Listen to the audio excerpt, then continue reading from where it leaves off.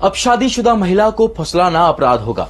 जबरन अननेचुरल यौन संबंध अब क्राइम की कैटेगरी में नहीं आएगा। साथ ही महिलाओं, बच्चों और जानवरों से जुड़ी हिंसा पर सख्त सजा होगी। घर बैठे ही आप एफआईआर दर्ज कर पाएंगे। ये सारे बदलाव देश में आज यानी 1 जुलाई से नए क्रिमिनल कानून के तहत लागू हो चुके हैं। आज मंडे मेगा स्टोरी में जानेंगे नए क्रिमिनल कानून में किन धाराओं को बदला गया है और क्या कुछ नए प्रावधान जोड़े गए हैं। शॉर्ट इंट्रो से जानते हैं कि देश में पहली बार क्रिमिनल कानून कब और कैसे लागू हुआ था। प्राचीन भारत में कानून व्यवस्था वेदों और रीति रिवाजों से चलती थी।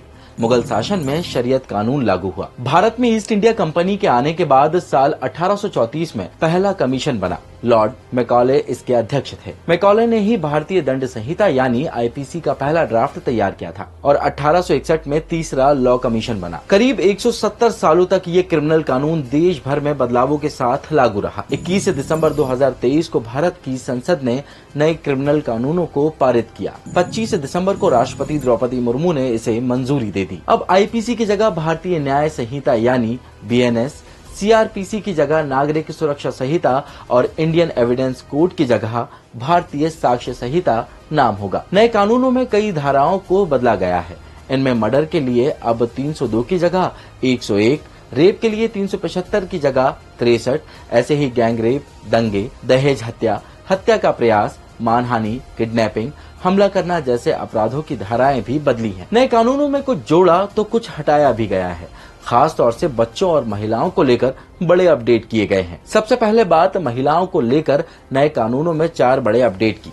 पहला है शादी का झांसा देकर यौन शोषण करना अपराध होगा। धारा 69 के तहत दोषी पाए जाने पर 10 साल की जेल और जुर्माने का प्रावधान है। इस तरह के अपराध में पुलिस बिना वारंट के अपराधी को गिरफ्तार कर सकती है। दूसरा है नाबालिग से गैंग रेप में फांसी। धारा 70(2) के तहत गैंग रेप और उसकी कोशिश करने पर अपराध में शामिल हर व्यक्ति को फांसी की सजा हो सकती है। वहीं धारा 70(1) के तहत वयस्क महिला के साथ गैंग रेप के अपराध में दोषी को उम्र कैद, 20 साल की सजा और जुर्माना हो सकता है। तीसरा है एक्स्ट्रा मैरिटल अफेयर अपराध नहीं होगा। एडल्ट्री को हटा दिया गया है। अब बीएनएस के तहत धारा 84 के तहत किसी शादीशुदा महिला को धमकाकर, फुसलाकर उससे अवैध संबंध बनाना अपराध माना जाएगा। चौथा है 18 साल की कम उम्र की पत्नी से जबरन फिजिकल रिलेशन बनाना रेप माना जाएगा। पहले आईपीसी की धारा 375 में ये उम्र 15 साल थी। देश में लड़कियों की शादी की कानूनी उम्र 18 साल है, लेकिन मुस्लिम पर्सनल लॉ में 18 साल से कम उम्र में शादी की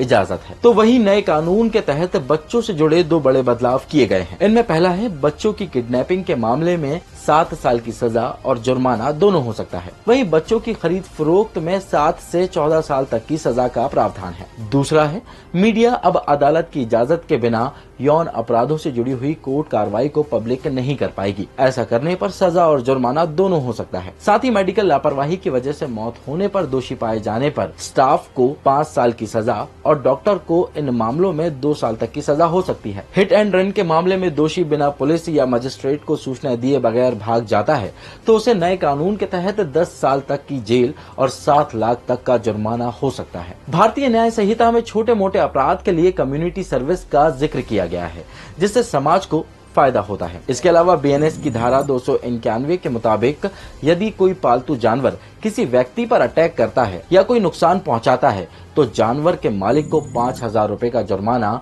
और 6 महीने की जेल की सजा हो सकती है। देश में बढ़ती मॉब लिंचिंग की घटनाओं को देखते हुए बीएनएस की धारा 103(2) के मुताबिक ग्रुप के हर व्यक्ति को फांसी की सजा हो सकती है। मॉब लिंचिंग में उम्र कैद और जुर्माना भी हो सकता है। साथ ही इस बार आतंकवाद को क्रिमिनल कानून में शामिल कर लिया गया है। दोषी पाए जाने पर आरोपी को फांसी और उम्र कैद की सजा हो सकती है। भारतीय नागरिक सुरक्षा संहिता यानी सीआरपीसी के उन बड़े अपडेट्स को अब जानते हैं जो आम लोगों को राहत पहुंचाएंगे। पुलिस स्टेशन जाए बगैर अब आप घर बैठे एफआईआर कर सकेंगे। अब किसी भी पुलिस स्टेशन पर एफआईआर दर्ज करा सकेंगे। केस से जुड़ी हर जानकारी फोन पर मिलेगी। इसके अलावा अरेस्ट होने पर जानकारी देने का प्रावधान भी किया गया है और गंभीर मामलों में फोरेंसिक जांच जरूरी कर दिया गया है। महिलाओं और बच्चों पर अपराध की जांच 2 महीने में ही खत्म करनी होगी। कानूनी मामलों में सबूत बहुत मायने रखते हैं।